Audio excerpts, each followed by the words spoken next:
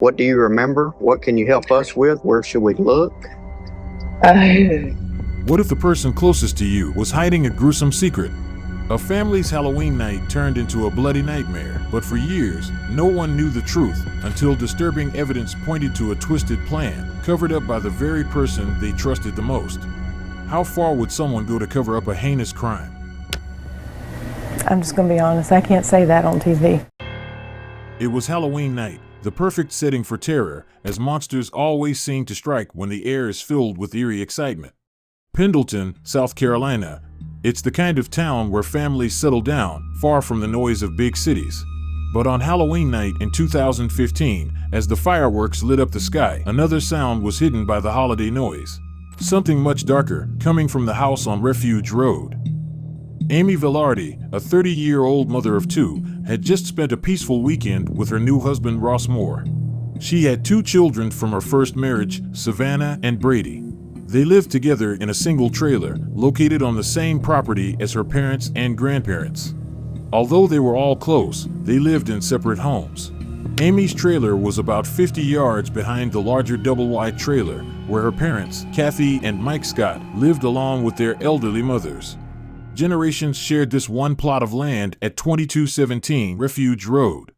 The morning of November 2nd, 2015 seemed like any other. Amy walked across the familiar lawn to visit her parents, expecting to hear the usual morning sounds, maybe her mom's voice calling her inside.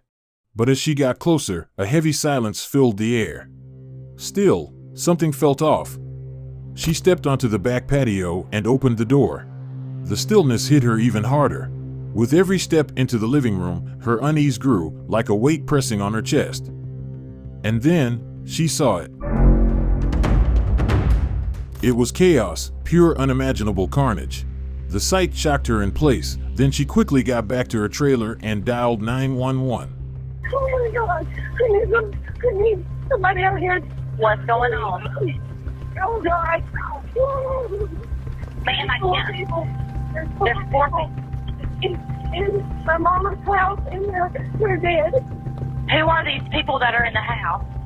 All four residents of the house, her mother Kathy, her stepfather Mike Scott, and their elderly mothers, Barbara and Violet, had been brutally murdered. The police arrived quickly, but nothing could prepare them for what they were about to uncover. Now, it all started here about 12:30 this afternoon. That's when deputies from Anderson County got a call about a possible shooting. When investigators went into the home, they found the victim. Discovery was made today by Kathy Scott's daughter. Refuge Road wasn't known for violent crime. Anderson County had seen its share of unsolved mysteries, but nothing like this one. A quadruple homicide was unimaginable, and no one, police or neighbors, had ever seen such horror.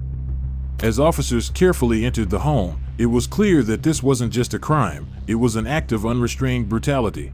Investigators say the victims didn't have time to fight back against the person who killed them. 7 News reporter Tony Cedrone talked with relatives tonight.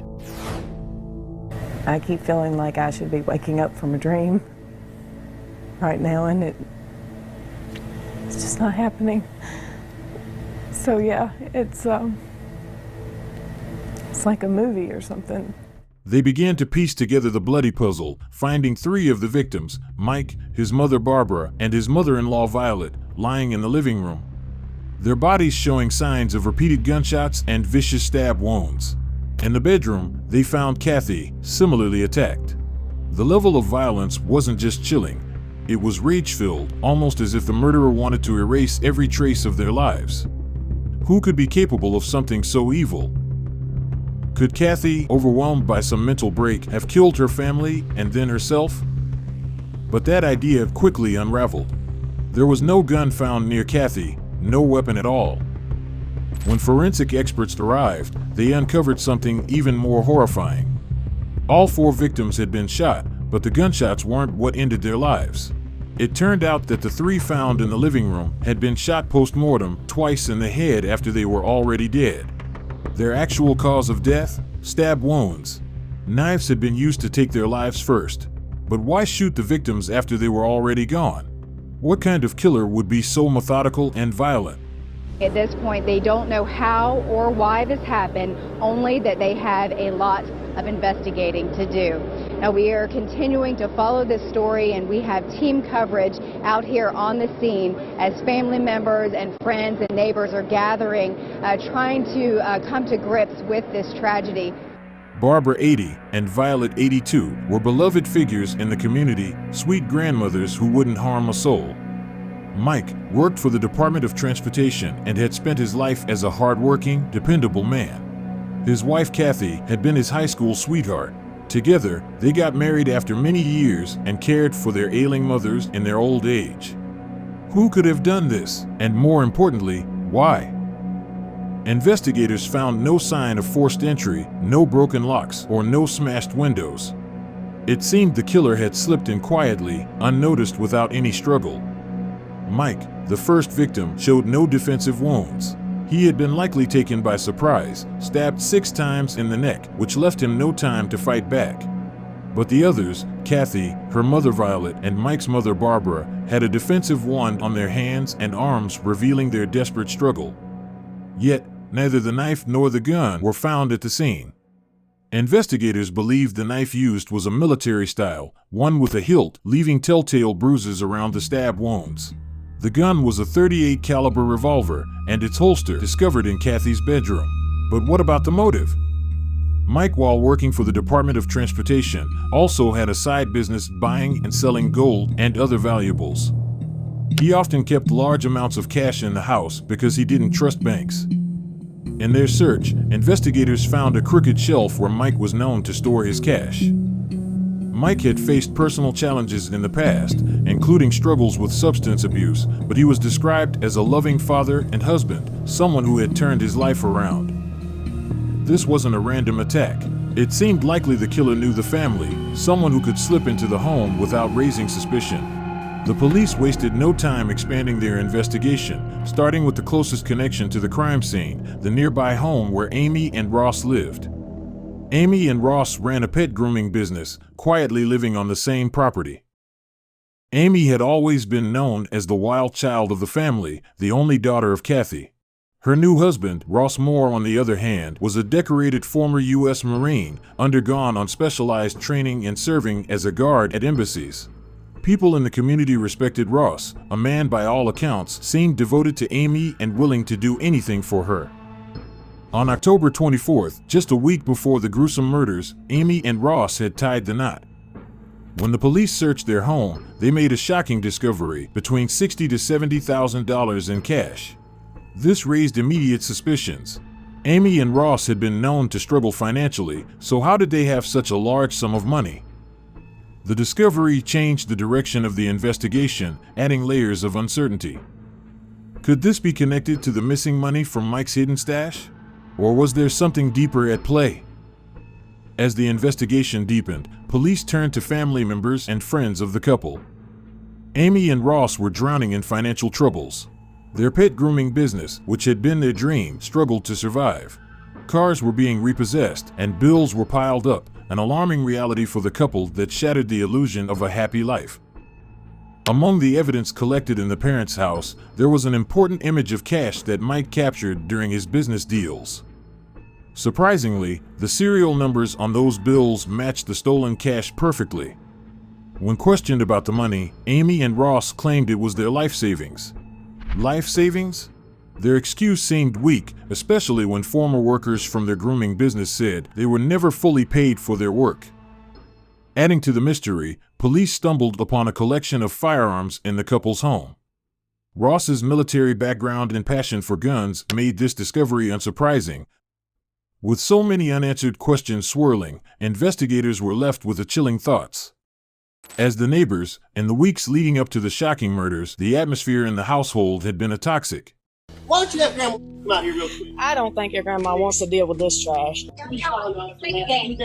don't know what Daddy does. Feathers?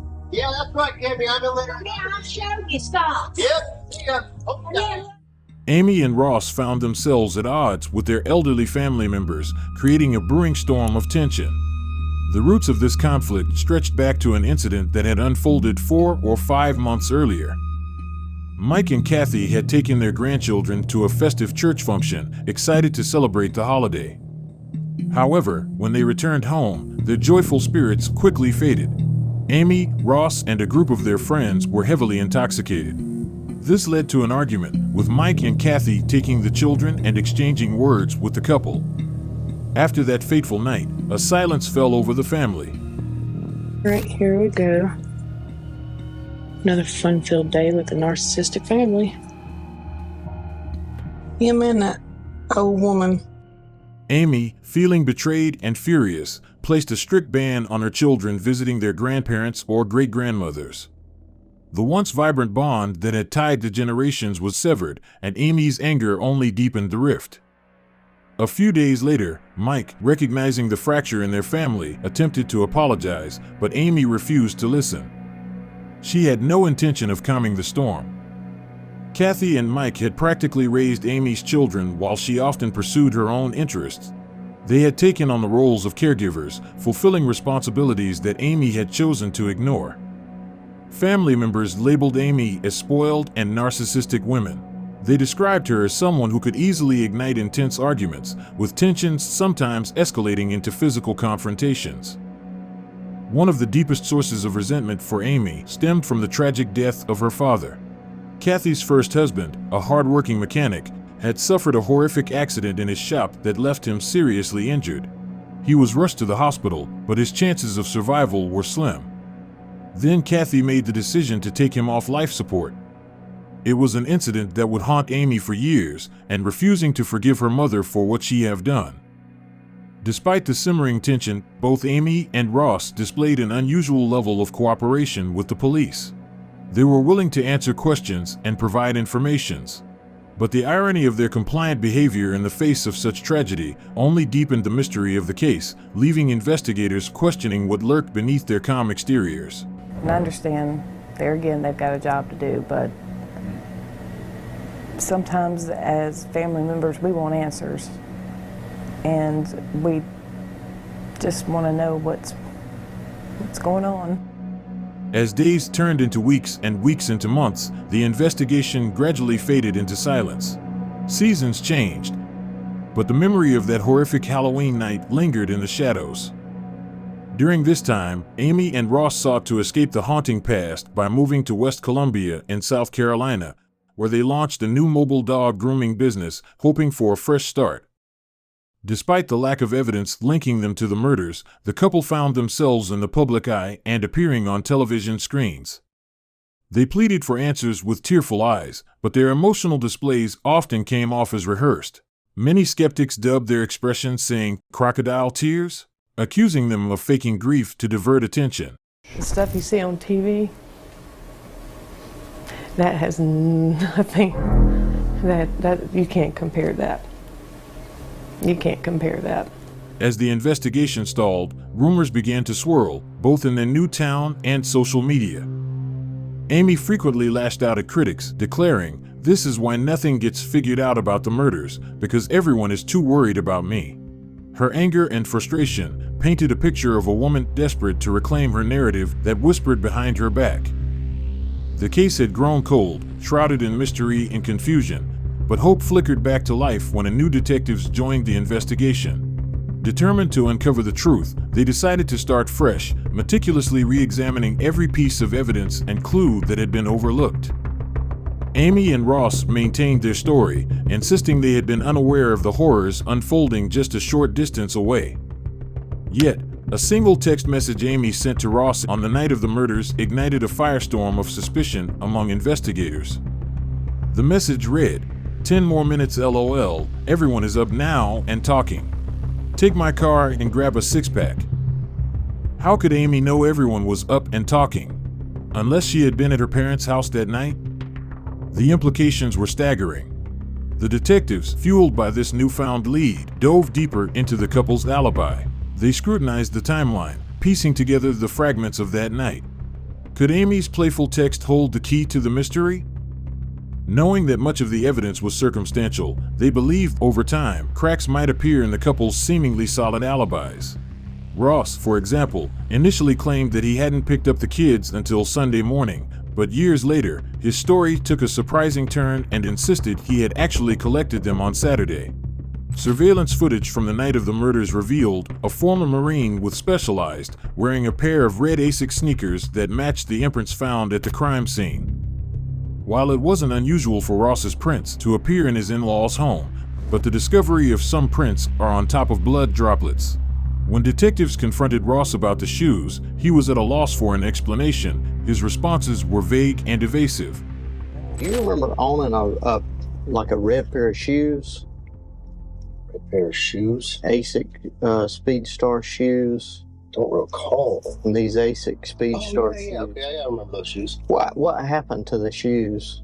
That's a good question because I have no idea. This is from crime scene photos, and these are confirmed to be Asic Speedstar shoes. Okay. Inside, and they have blood droplets on them. And interestingly enough, you're at the Quick Trip wearing those shoes the night of the murders. Okay. So if you never went in the house, I'm just interested to know how they ended up in the house. I have no idea how those shoes would have had any kind of blood on them. I mean, obviously I was wearing them at a Quick Trip on the 31st. Well, and they never found the clothes either that you were wearing.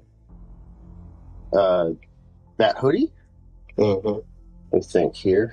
The fact that your shoes are inside of the house in blood, that's a big problem. Again, I don't know where the shoes are at the moment, and I don't remember whatever happened to those particular shoes. If something were to have happened that I had done, it would be stupid for me to wear them into the house and then wear them after that, right? Well, that's what I'm saying. They were never found. So it's almost like you got rid of them. When Amy also later interviewed, she downplayed the fights she had with her parents, minimizing the tensions of that time. So we're here to see if there's anything that you can help us with the case. You know, you get pretty irritated about lies. We're trying to do right by your mother, right? Your grandmother, and then obviously Mr. Scott and his mom. What do you remember? What can you help us with? Where should we look? Yeah, me and my therapist talk about that a lot. Dead people doesn't really leave you in the right state of mind. I drove myself like crazy for about a couple of years there, and I've chosen to step away, and I've got to be healthy, and I've got kids, and I've got a life to live, and if somebody else dropped the ball on it, it's not on me anymore. According to the detective's theory, Amy's visit to her parents might not have been innocent. It appeared she was orchestrating a distraction. Meanwhile, Ross, equipped with a military-issued knife, was allegedly plotting to enter the home and target Mike first, knowing he would be the strongest person there. When the two elderly women tried to escape, Amy supposedly blocked their path, allowing Ross to quickly kill them. Amy's mother, Kathy, in a desperate attempt to protect herself, may have tried to retrieve a gun from her room. Then Amy likely followed her, possibly struggling over the gun before she was shot and then fatally stabbed by Ross. What makes this tragedy even more suspicious is that the murders went unreported for over 36 hours. Although the horrific events unfolded on Saturday night, Amy didn't call 911 until Monday afternoon. This could probably give them ample time to erase any evidence and dispose of incriminating items. In March 2023, the police officially named Amy and Ross as persons of interest in the brutal quadruple homicide that had haunted the community for years. Today, this afternoon, I'm extremely pleased to announce that 2 arrests have been made in connections with the brutal murders of Kathy Scott, Mike Scott, Barbara Scott, and Violet Taylor. We just made these arrests a little bit ago. If you'll remember, this occurred on Refuge Road in Pendleton again, Halloween night of 2015, or Halloween of 2015. Ross Moore, aka Ross, Wayne Velarde, and Amy Velarde. They are in our custody right now, and they have been charged with murder for the quadruple homicide. By December 2023, both Amy and Ross were formally charged with the crime, and they applied for bail twice, but were denied each time. Now, you've got 4 counts of murder. Each one does carry up to life in jail or the death penalty if you plead guilty or if you're found guilty. And your initial appearance date is going to be February 20th of next year at 9:30 at the Anderson County Courthouse. However, since February 2024, there have been no updates on this horrifying case. Smash that subscribe and see you on the next video.